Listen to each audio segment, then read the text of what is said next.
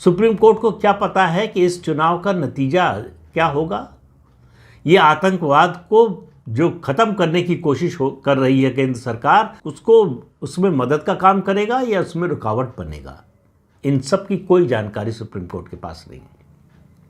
Supreme court ने इस तरह की कोई जानकारी हासिल करने की कोशिश भी नहीं की। उसके पास कोई ऐसा इंस्ट्रूमेंट नहीं है जिससे वो ये जानकारी हासिल कर सके। वो सरकार से ही ये जानकारी मांग सकती थी, और आप मान कर चलिए सरकार पर तो सुप्रीम कोर्ट को कभी भरोसा नहीं है। तो सरकार पर भरोसा नहीं है तो इसलिए सरकार से इस तरह की कोई रिपोर्ट नहीं मांगी। चुनाव आयोग से भी ये रिपोर्ट नहीं मांगी कि आप बताइए आप कब तक चुनाव कराने की स्थिति में होंगे।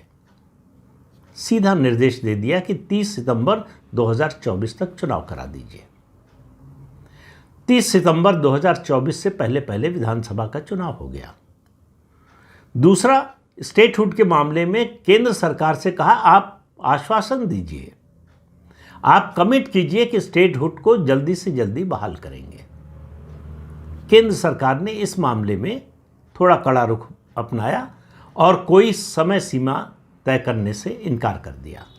कहा जब परिस्थितियां ठीक हो जाएंगी तब जो है स्टेटहुड बहाल कर दिया जाएगा। ये हमारा कमिटमेंट है कि स्टेटहुड बहाल करेंगे, लेकिन कब करेंगे बाद में जो है केंद्रीय गृह मंत्री अमित शाह ने कहा कि जब आतंकवाद खत्म हो जाएगा जम्मू कश्मीर से तब स्टेटहुड बहाल होगा। तो उन्होंने स्पष्ट कर दिया।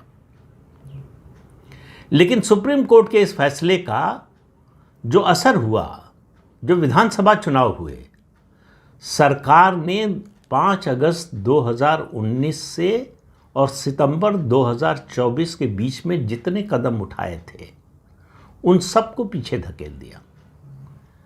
वो जो नॉर्मलसी की बात सरकार कर रही थी वो प्रशासनिक स्तर पर, कानून व्यवस्था के स्तर पर, आतंकवादियों की जो हरकतें हैं उनके स्तर पर ज़्यादा से ज़्यादा आतंकवादी मारे जा रहे थे। सुरक्षा बलों को लगातार सफलता मिल रही थी और आतंकवादियों के जो ओवरग्राउंड अंडरग्राउंड सपोर्टर थे वो हतोत्साहित हो रहे थे।